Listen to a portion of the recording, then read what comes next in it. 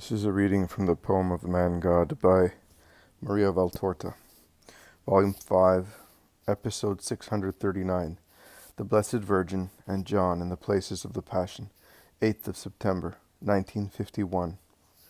It is dawn, a clear summer dawn. Mary, with faithful John, leaves the little house at Gethsemane and walks quickly through the silent desert olive grove. Only the singing of some birds and the chirping of nestlings break the deep silence of the place.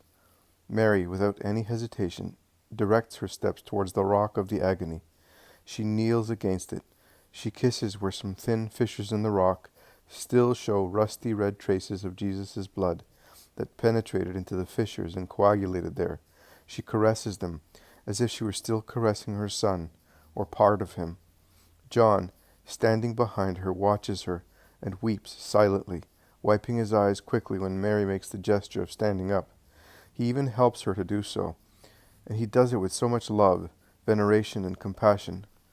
Mary now goes down to the open area where Jesus was captured, also there she kneels down, and she bends to kiss the earth, after asking John, "Is this exactly the place of the horrible, ill-famed kiss that contaminated this place, even more than the filthy, corrupting conversation of the serpent with Eve disgraced the earthly paradise?" She then stands up saying, "But I am not Eve. I am the woman of the Ave. I turn things upside down. Eve threw what belonged to heaven into the filthy mud. I have accepted everything, incomprehension, criticism, suspicion, sorrow.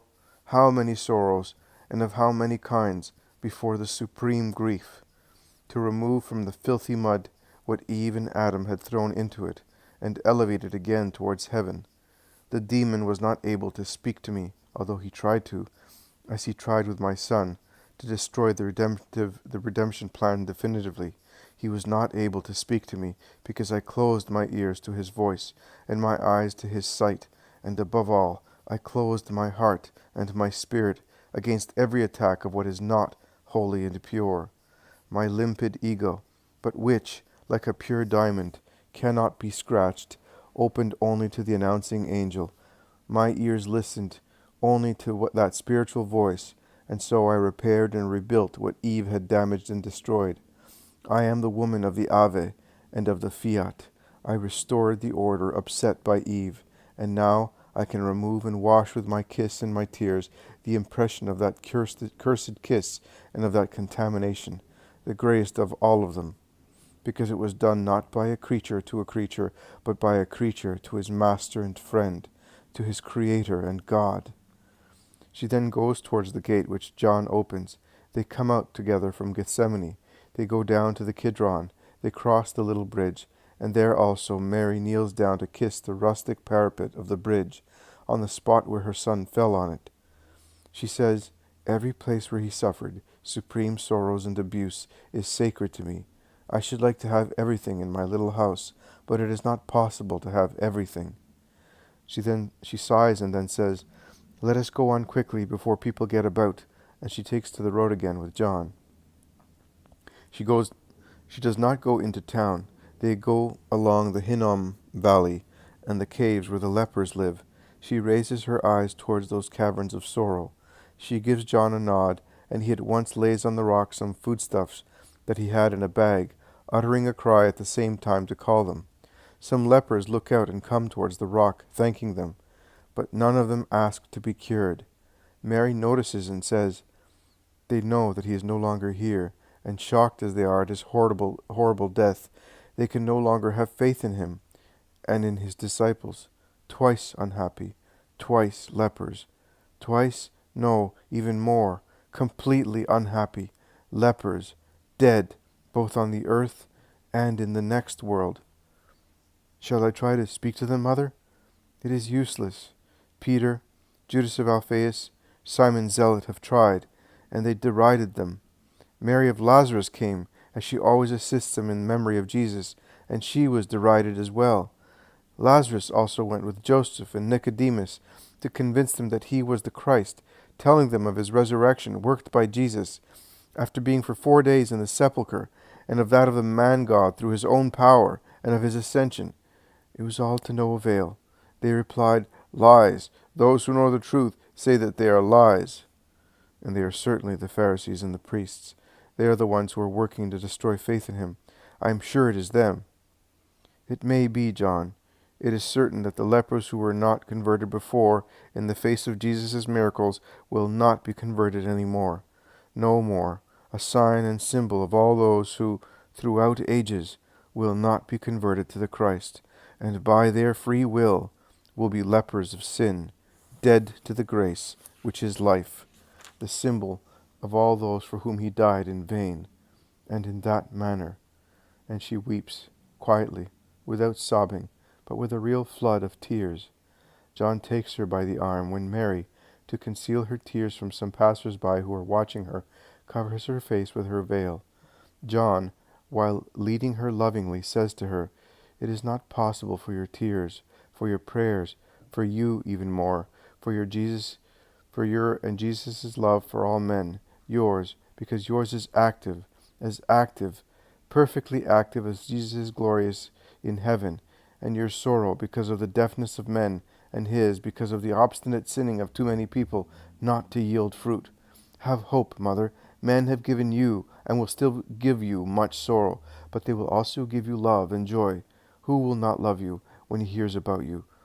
Now, here you are not known. The world is unacquainted with you, but when the earth knows, because it has become Christian, how much love will come to you. I am sure, O Holy Mother. Golgotha is now close at hand, and Joseph's kitchen garden is even closer. When they reach the latter, Mary does not go in. She goes to Golgotha first, and in the places where particular episodes took place during the Passion, that is, in the places of his falls, of his meeting with Nike, and with her as well, she kneels down and kisses the ground. When she arrives at the summit, her kisses become more frequent at the place of the crucifixion. Kisses and tears, the former almost convulsive, the latter calm, but as thick as rain, fall on the yellowish earth, wetting it, and making it yellowish color darker. A little plant has come up just where the earth was moved to plant the cross, there, a humble, wild little plant, with heart-shaped leaves and little flowers as red as rubies. Mary looks at it. She becomes pensive.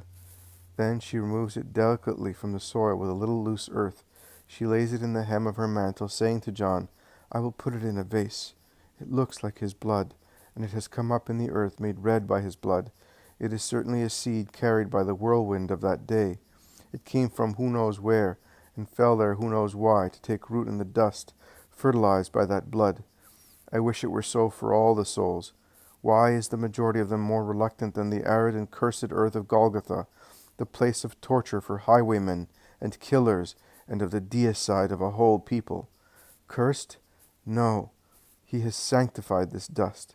Cursed by God are those who turn this hill into the place of the most horrible, unjust, sacrilegious crime that will ever be on the earth. Now her sobs are joined to her tears. John embraces her shoulders with his arm, to make her feel all his love, and he convinces her to leave that place, which is too sorrowful for her. They go down to the foot of the hill again. They go into Joseph's kitchen garden. The sepulchre shows its inside, with a wide opening, no longer closed by the stone, which is still lying overturned on the ground among the grass. It is empty inside. All traces of the deposition and of the resurrection have disappeared. It looks like a sepulchre that has never been used. Mary kisses the stone of the unction. She casts loving glances at the walls. Then she asks John, Tell me once again how you found things here, when you came here with Peter at dawn of the resurrection. And John, moving here and there, outside and inside the sepulchre, describes how the things were, and what he and Peter did. And he ends by saying, We should have collected the linens, but we were so upset by all the events of those days that we did not think about it. When we came back here, the linens were no longer here. Those of the temple must have taken them to desecrate them, says Mary, interrupting him and weeping. And she concludes, Not even Mary of Magdala thought that they should have been taken away to be given to me. She was too upset as well. The temple? No, I think that Joseph has taken them. He would have told me. Oh, Jesus' enemies must have taken them for a last insult, says Mary, moaning.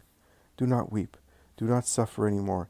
He is now in his glory, in infinite perfect love. Hatred and insults can no longer touch him. That is true, but those linens, they would be the cause of sorrow to you, as is the first shroud, that you have not the strength to spread out, because besides the traces of his blood, there are those of the filthy things thrown on that most holy body. That shroud, yes, but these linens, no. They absorbed what trickled from him when he no longer suffered. Oh, you cannot understand.